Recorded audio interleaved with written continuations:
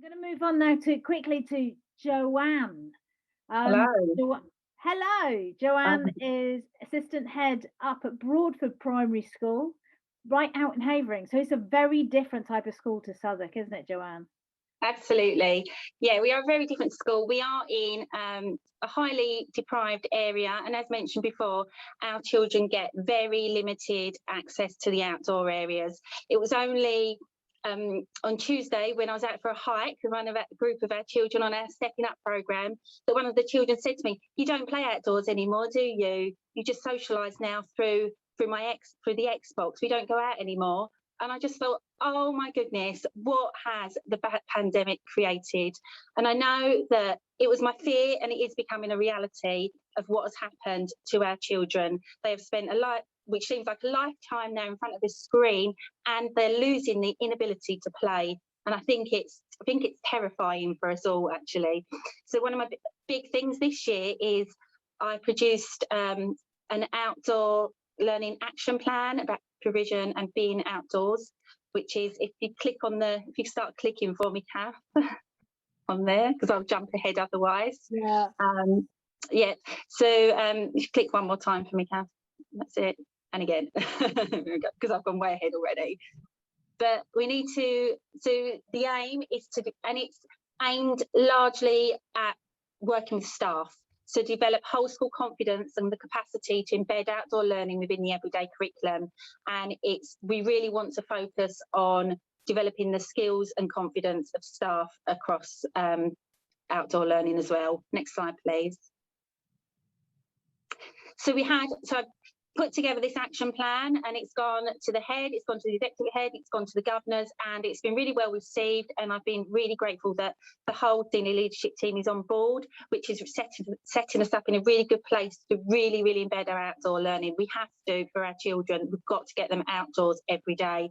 And I call it a learning programme of interventions, just because staff seem to understand interventions. So I now have a list of interventions. They're not really those, but it's easier to get across the staff like that we just want to promote children's positive mental health. And really, it's like on the back of COVID-19. We've always been big on outdoor learning, but more so now. And it's about developing our provision as well outside, and not just for lessons, but improvement of play times. Or what I want is the outdoors just become a natural place to learn and teach that has no barriers. Next slide for us, please, Kath.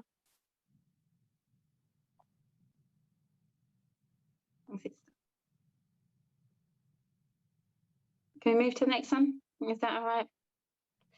While we're moving the slides, here we go. Yeah. So one of my biggest achievements and a thing I'm most proud of here at Broadford is that we have an EYFS approach all the way through our infants, right from our nursery through to the end of year 2. We have a self-led learning approach. We have no set play times for our children, and they're outdoors all day, every day. These photos are currently of our year 2 children. As you can see in there, they made a paddling pool the other day, just out some tarpaulin and some community blocks. And we have no whole class teaching up until the end of year 2. It is just our children, the doors are open from the moment they come in. Our children are in flats, in bed sits. So as soon as they arrive, we open the doors. They need to get out. We can't possibly ask our children to have bums on seats for a very long time. So we do small focus group teaching inside, outside, and our children in early years through to the end of year 2 have self-led learning the whole time. I'd love it the whole way through the school, and it's something I'm working on. But if we move to the next slide with Key Stage 2, which is my big push this year, we have lots of things. We call them interventions, little curriculums that we're trying to promote. So we have started to embed forest schools. I'm a forest school trainer. I've trained as forest school, and we've got some more teachers in our school also going through their accreditations. So by September, forest schools will be accessible to all children. We have signed up to the Nature Friendly Schools, which is brilliant, working with Essex Wildlife Trust. And it's amazing. It's amazing how many resources we get for free. It's been fantastic. And they come in and they work with us every week. And they're doing the bulk of the training for us with our staff, which is brilliant. We have our Stepping Up programs, which is for children that maybe suffer with some self-regulation and a little bit of empathy and self-confidence, and they're run through a local church. That's a programme that we have in year 5 and 6. We have stepping up and then moving on. The moving on are the boys and the girls that have completed the stepping up to help us with that. And on Tuesday we went out for a hike, which was fabulous. Which obviously, well, sounds fabulous. It took a long time to finish the hike. The children had to lead the way in the maps we gave them, which is brilliant. And we also had things like our cycling curriculum here at Broadford that just gets our children outdoors.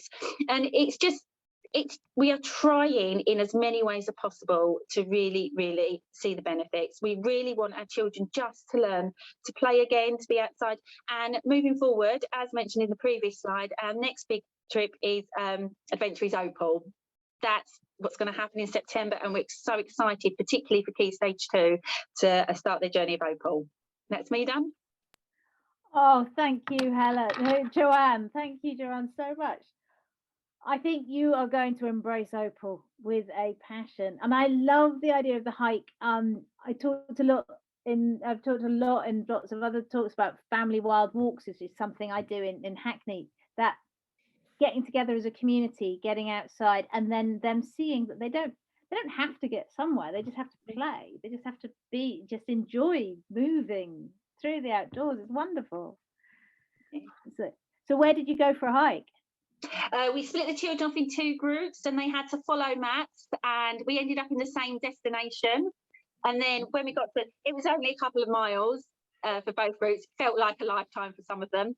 And then when we got there, we did some outdoor crafts and things, had lunch, and then made our way back. But yeah, it's great. Only across the local area, but they really enjoyed it. That's fantastic. That's fantastic. Well, I do know when I came to see your grounds, I didn't feel like I could see the end of them. So if they don't have access to the outdoors out at home, they certainly have outdoors at your school. It's great to hear your plans, and I can't wait to see how your Opal journey goes.